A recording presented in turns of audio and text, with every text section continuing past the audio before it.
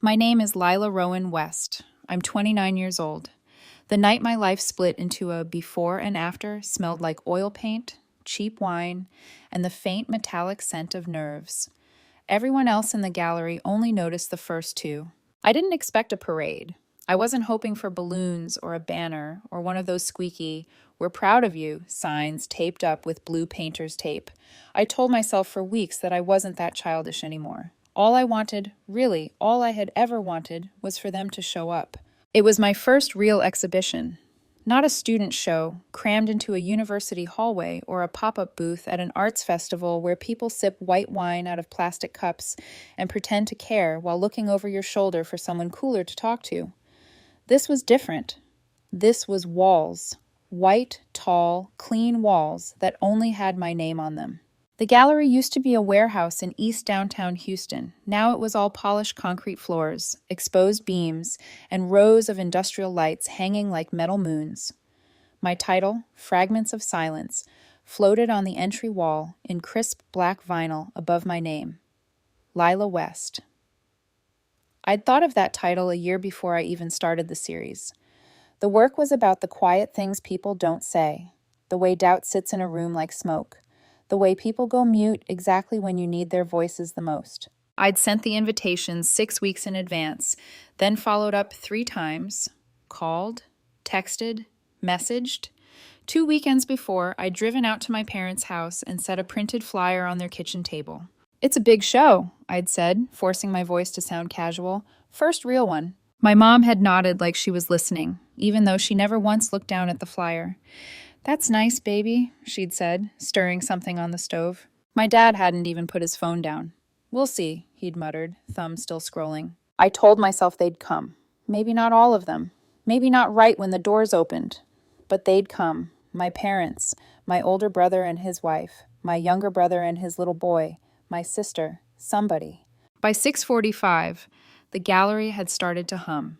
Jesse and Mark, my cousins from the north side, were the first through the door. They smelled like cigarette smoke and drugstore cologne and hugged me like they understood exactly how much weight I was carrying around under my black dress. "You did it, Lil," Jesse whispered in my ear. "You're really doing it." Old classmates came next. People I hadn't seen in years, but who had somehow remembered that quiet girl who used to paint during lunch in the art room. They complimented colors, textures, the names of the pieces. They used words like evocative and raw. And even if they were trying them on for size, it still felt good. My high school art teacher, Mr. Lewis, showed up in a suit that didn't quite fit, standing a full 15 minutes in front of one of the bigger canvases. When he finally came over, his eyes were bright. "I always knew you had something real in you," he said. People took photos, asked questions. A journalist from a local culture magazine pulled me aside near the largest piece and did a quick interview, recorder held between us like a fragile bird. There were handshakes, laughter, compliments that didn't sound entirely like lies. Every few minutes, my eyes drifted toward the door. 6:45, 6:58, 7:10. I smiled. I refilled my plastic cup with wine. I explained brushstrokes and palettes and why. I'd painted one figure without a face. I talked about silence and how it can be loud enough to bruise. At 7:30, my lungs decided they needed air, more than my ego needed to keep pretending. So I slipped out the back door into the alley behind the gallery.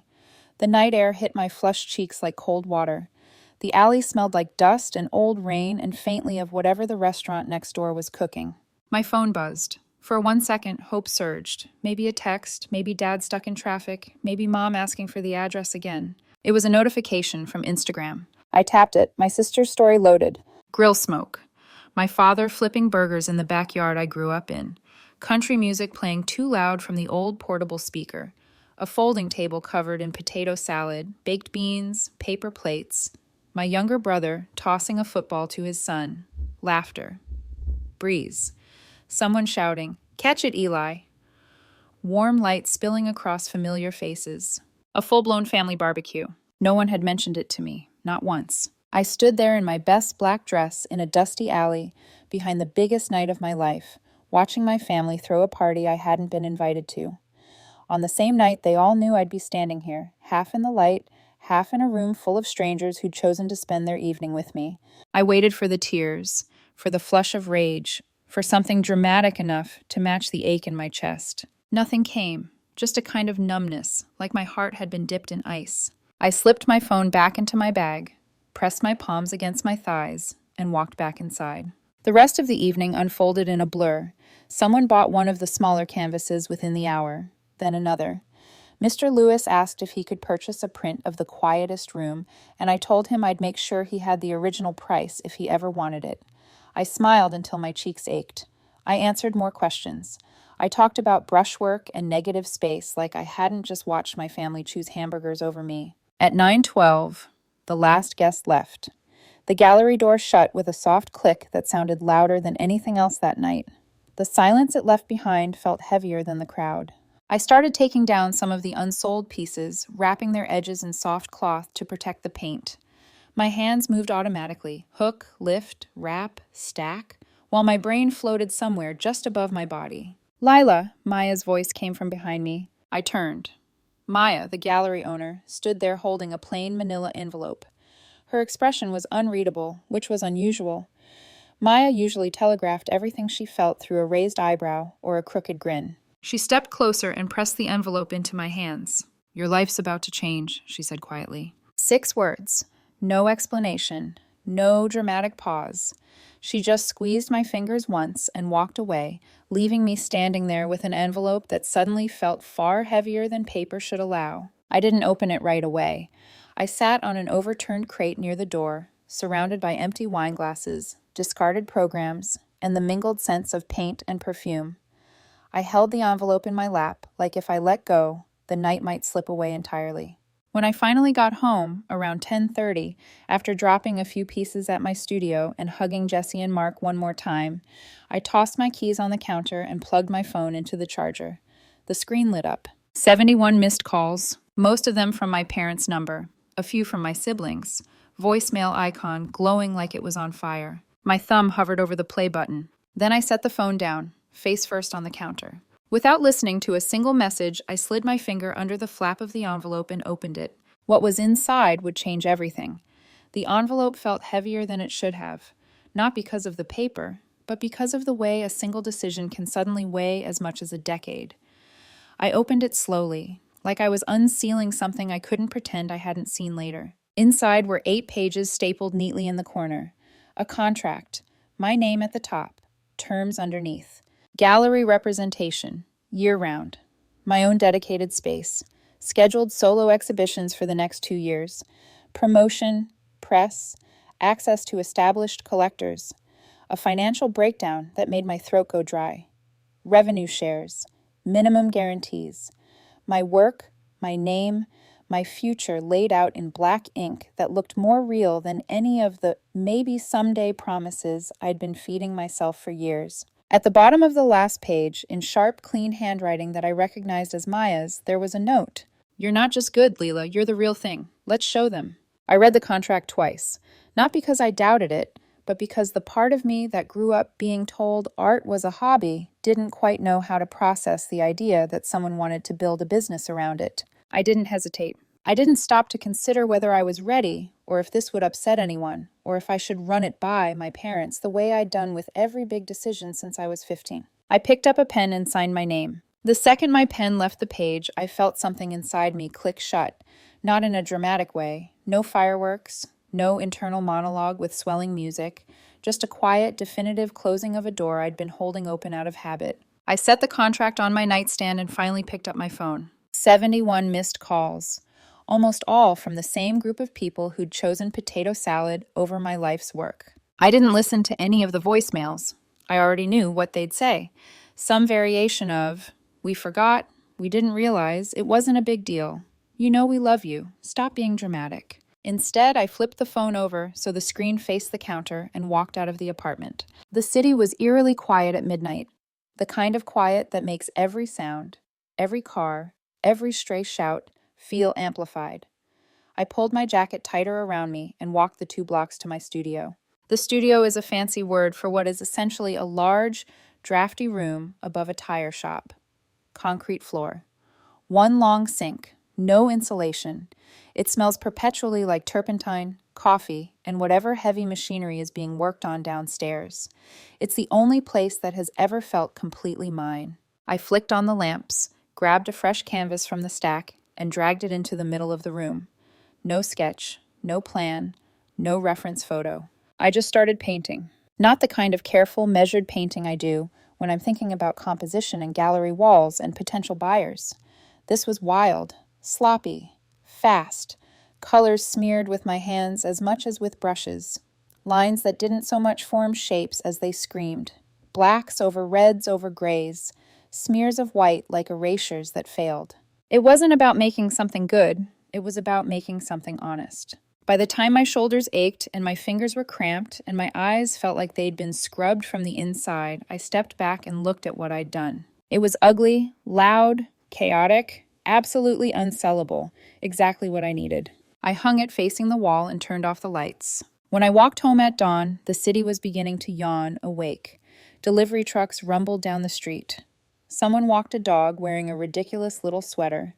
My phone buzzed in my pocket like an angry bee. I ignored it. By noon, after a shower and coffee and the kind of shower cry that leaves your eyes swollen but your body looser, I made a decision. I wasn't going to explain myself. Not to them. Not anymore. That afternoon, I opened Instagram and posted one photo from the night before. It was one my cousin Jessie had taken. A candid shot of me standing next to the quietest room. The piece that had taken me the longest. My hands were mid-gesture. I was laughing at something someone off camera had said. For once, I didn't look self-conscious. I looked happy. The caption wasn't poetic. It wasn't a cryptic quote. It was just a list of names. Thank you, Jesse and Mark, for being the first ones through the door. Thank you, Mr. Lewis, for seeing something real in a kid who spent too much time alone. Thank you, Cam and Nia and Jordan, for driving in from 2 towns over. Thank you, Maya, for taking a chance on me. Thank you, everyone who came, who asked questions, who stayed, who saw me. I tagged every person I could, the ones who had rearranged their evenings, their babysitters, their commutes to stand in that room with me. I did not mention my family. I did not tag my mother, or my father, or either brother, or my sister. I hit post and set the phone down. 2 hours later, my cousin Jessie sent me a screenshot of a text conversation with my mom. She just called me, Jessie wrote, asking who was there, what sold, what the contract was about. She was weird. And she sounded like she'd been crying. Jessie added, I think they finally realized they messed up. I stared at the message until the letters blurred. My father left a voicemail that night. I still didn't listen to it, but my phone transcribed it for me anyway. Technology is rude like that. We didn't think it was going to be such a big deal, he said. We'd already promised to host the barbecue. We didn't realize it would matter so much to you. If we had known you were serious about this, we would have made time. The line sat there at the bottom of the transcript like a thumbprint. If we had known you were serious. As if the years of painting in that uninsulated garage behind their house hadn't counted. As if the nights I came home from my part-time job and immediately picked up a brush until 2 a.m. were just a phase. As if all of this had been a hobby until a gallery said otherwise. I deleted the transcript without saving it. I still didn't call back. A week later, Maya posted the gallery's official announcement. Welcoming artist Lila West as our newest represented painter. Fragments of Silence was only the beginning. Her work is going global. They tagged me. My name was front and center in the photo. Me and Maya standing side by side in the gallery, my work on the walls behind us. That's when my inbox really started to change. Old classmates, artists from other cities, a gallery in Austin asking if I'd join a group show, a curator from New York wanting to talk about a 2-person exhibition, a small museum in Dallas inviting me to submit for a residency. My world, which had felt barely big enough to hold my hopes a few months earlier, started stretching like it had elastic in it. Right on cue, my family pivoted. My sister DM'd me a link to a friend's clothing brand. She wants to launch a line with some art on it, she wrote. You should collab. Could be great exposure. My older brother texted, heard you're killing it. Proud of you. Then, in the next bubble, by the way, my coworker's kid is really into art. Can you talk to her about getting started? My younger brother sent a voice memo about a music project he was putting together. It would mean a lot if you could help fund the video, he said. Just a few hundred. It's family. My mom sent a long, rambling message about how proud she was, how she'd always known I'd find my way, how the barbecue night had been a misunderstanding, how they had already promised friends, how they thought it was a small local thing. She asked when I was coming by for dinner, so they could hear everything. My dad called again. Another voicemail. Another transcript. This time, he said he knew they'd dropped the ball, but that we shouldn't let one night ruin everything. I didn't respond, not because I wanted to punish them, but because for the first time in my life, I realized their approval was not a currency I needed anymore. There were other people who had believed in me when there was nothing in it for them. They were the ones I owed something to. So instead of replying to my mother, I opened my banking app and sent a chunk of my first sales to Jesse and Mark. The transfer description read, "For gas, babysitting, and always showing up." Then I wrote a letter to Mr. Lewis, a real one, on paper. I told him his faith had made my world bigger back when it still felt small. I enclosed a framed print of the quietest room. I dropped it in the mailbox and walked back to my studio. My phone buzzed endlessly in my pocket. For the first time, I didn't feel compelled to answer. Success didn't arrive all at once. It came in waves, small ones at first, lapping gently at my ankles. A DM from a curator in Austin. An email from a gallery in New York. A collector in Dallas wanting a private viewing. Then larger waves started rolling in, louder, heavier, undeniable. Suddenly, I wasn't the girl painting alone in a freezing garage anymore. I was the artist people were scheduling meetings around. And as my world expanded, my family's world seemed to shrink around one thing. Me, or rather what I could do for them. It started subtly. A text here, a call there. My sister sent a screenshot of a post from someone wanting custom artwork. "They'll pay good money," she wrote. "I told them I'd ask you." No apology, no acknowledgement. Just entitlement disguised as casual familiarity. A few days later, my older brother texted, "Proud of you," followed immediately by, "Dad's coworker's son wants to get into art. Can you mentor him?" I stared at the message, then locked my phone and went back to priming a canvas. The messages became clearer, more pointed, more transactional. Then came the day the line stopped blurring and snapped completely. My mother showed up at my studio unannounced. I heard the knock and assumed it was Maya or a scheduled courier. I wiped my hands on a rag, opened the door, and froze. There she was, holding a casserole dish like a peace offering. It was the smell that gutted me first. Not the casserole, but the faint scent of her perfume. The same perfume she wore when I was a girl, and she'd hug me tightly after one of my school projects. Before the years where she'd go stiff and distant every time art came up. "Hi, baby," she said, stepping inside without waiting for my invitation. She placed the casserole down on my work table, right next to a painting that was still drying. I inhaled sharply. She didn't notice. She walked around my studio like it belonged to her, like she hadn't spent years telling me art wasn't a real career, like she hadn't skipped my most important night for a pile of burgers and beer. "I've been meaning to come see you," she said, running her fingers along a canvas I hadn't finished. "Things have been stressful."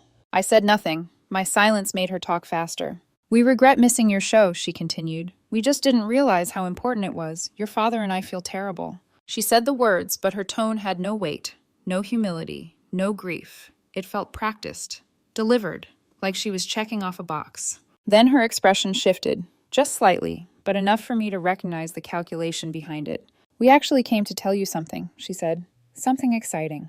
"We?" "Yes," she said brightly. "Me, your father, your siblings. We have an idea for a family business." Family. I almost laughed. "We're calling it West & Company," she went on. "A handmade goods shop, local creators, sustainable brands. A storefront that represents who we are." I blinked. "Who we are?" She took my hand, squeezed it. "You would be the heart of it." She waited for my reaction. She wanted me to light up, to be grateful. She continued anyway. "Your art could be the anchor. Prints, merchandise, original paintings. We could build the brand around your identity. Your success will draw people in, and we'd all work together." I let her talk, let her build the fantasy. Then came the real ask. "We just need a small seed investment," she said. 10, maybe 15,000. And of course, your permission to use your name. It would mean a lot if you could support us. Support the family." I stared at her. Not speaking was the safest thing I could do. If I'd opened my mouth then, the words that came out would have been scorched earth. After a long, uncomfortable pause, she shifted. "Well," she said stiffly, "you think about it." And then she left. When the door shut behind her, the studio felt wrong, like her perfume was clinging to the air, trying to seep into the paint. I grabbed my phone and forwarded the proposal she'd emailed. a polished PDF full of projections and branding mock-ups, to Maya. 10 minutes later, Maya called. "Do you want to handle this?" she asked calmly. "Or should I?" I exhaled. "You do it." 2 days later, my family received a cease and desist. They were prohibited from using my name, likeness, or any visual reference to my work in any business venture. Maya didn't mince words. Her legal team never did. I knew there'd be backlash, but I wasn't prepared for the tone of it. My sister sent a furious voice memo. "You're being cruel. You think you're too good for us now. You finally make it, and suddenly you're acting like you weren't raised by this family. You're letting fame get to your head." She said the word fame like it tasted sour. My father left another voicemail. This one hurt more than the others. "You should be ashamed," he said, "turning your back on the people who raised you. You're not the only talented one in this family. Don't forget, you're just lucky. Anyone could have done what you did if they'd gotten the same chances." I listened to that one once, then deleted it. That night, a group text came through from my mother. "If Lila wants to live like a stranger," she wrote, "let's treat her like one." Something inside me went still. But not in the breaking way, in the settling way, in the freeing way. For the first time in my life, their absence didn't hurt. It felt like relief. The following weeks were a blur of movement. Meetings with collectors, show preparations, video calls with curators, shipping logistics. My career felt like it had been slingshotted into a different orbit.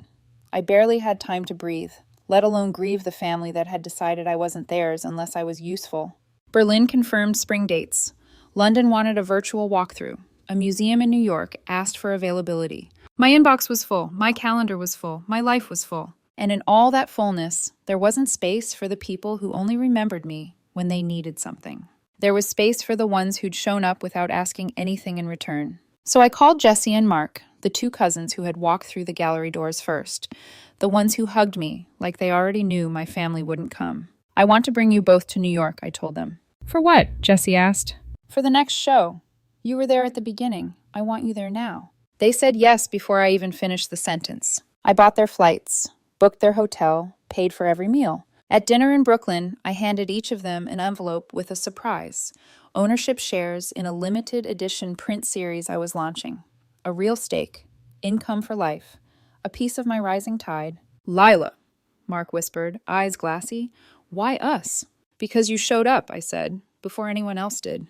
They didn't try to pretend it was nothing. They understood exactly what it meant. We toasted to family, the kind built on presence, not blood. The kind chosen, the kind earned. And as I sat there between them, warm light flickering across our table, I realized something. My family wasn't gone. I'd just finally recognized who they actually were. Stop. Part 4. New York was supposed to be just another milestone, another city, another show. But the moment the plane touched down and the skyline appeared through the scratched window, I felt something shift, a tightening in my chest, a tugging in my ribs, a strange sense that something was coming. Not bad, not good, just inevitable. The gallery lights were bright, the guests polished, the walls humming with conversation. Red dots appeared beside pieces faster than Maya could whisper the updates. Collectors shook my hand with the kind of reverence they normally reserve for people twice my age. Critics asked for interviews. A curator from Seoul requested a studio visit. My cousins hovered nearby with quiet pride, dodging waiters with silver trays. But somewhere underneath the noise, something else pressed against the room. A shadow. A knot. A presence. I felt it before I saw it. A prickling at the back of my neck, a shift in the air, my pulse stuttered. When I finally turned, my breath caught. It was my father. He stood at the far wall, apart from the crowd. No drink in his hand, no polite smile. He wasn't mingling. He wasn't pretending to blend in. He wasn't even trying to be part of the night. He was just watching. Watching me. Watching the room. Watching my name, printed above the central installation in bold black letters. For a moment, the years folded like paper. The sound of country music from that barbecue night swirled with the clinking glasses around us. I was back in their backyard, watching the family gather around the grill without a second thought for the daughter whose life was changing across town. He held my gaze for 1 second. Then he turned and walked out the side door. No words, no nod, no apology, no attempt. Gone. Just like before, leaving during the moment he was supposed to stay. I didn't follow. I didn't tell Maya. I didn't tell my cousins. But later, alone in my hotel room, I sat on the edge of the bed for a long time, staring at the city lights bleeding through the curtains. Not because it hurt, but because it didn't. And maybe that was the bigger wound. The next morning, as Maya and I were reviewing sales and exhibition offers, she handed me a plain envelope. "No gallery logo," she said. "Someone dropped it at the front desk for you." My stomach tightened. Inside was a photo, an old one. I was maybe 14, standing in our backyard holding my first completed painting. It was a clumsy portrait. Too much blue, not enough oversight, but I'd been proud of it. My hair was pulled back, my clothes too big, my smile unsure. Behind me in the photo, my mother stood mid-laugh, but not at me, at something off camera. My father was mid-call, back half turned. My siblings weren't there at all. It looked like a moment of celebration, but only if you didn't know what was missing. There was no note inside, no signature, no explanation, but I knew who sent it. My sister. Always the subtle one, always using nostalgia like a weapon, always trying to pull me back with reminders of moments they never truly saw. But this time, the photo didn't tether me. It freed me, because it confirmed something I had finally, fully accepted.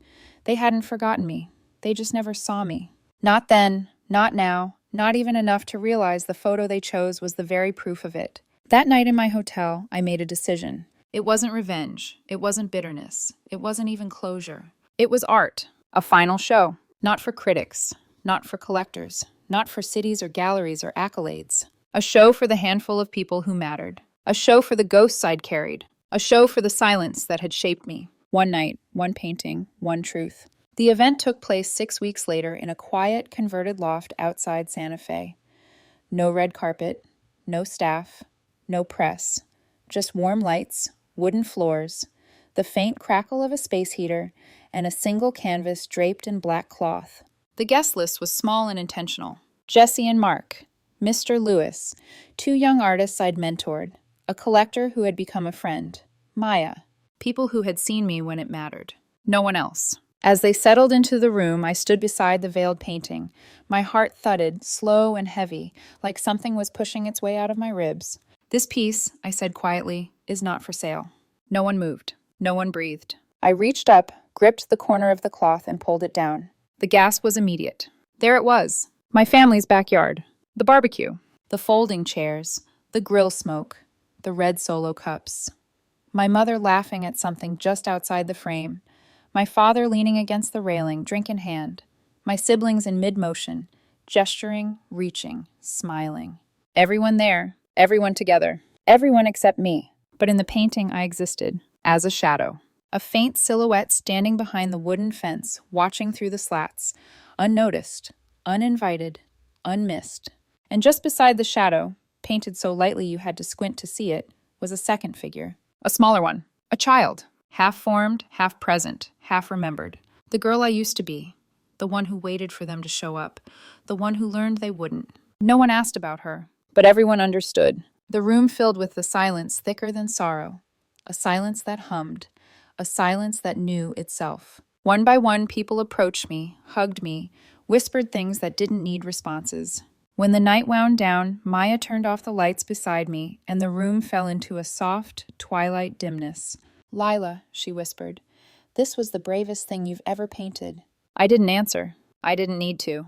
Before locking up, I walked over to the guest book out of habit, a relic from tradition, not necessity. Only one new entry was there, written in tight, familiar handwriting. "For the girl who saw everything. I'm sorry I didn't." No signature. Didn't need one. Through the loft window, I caught sight of a figure walking down the quiet street. A man, alone, shoulders slightly hunched the same way they always had been. And beside him, trailing just behind, another figure, smaller, matching him step for step. Neither one looked back. I didn't follow. I simply turned off the last light, closed the door behind me, and walked forward into the night. Into the life I built, into the silence that no longer scared me, into a world where I didn't need to be seen to exist.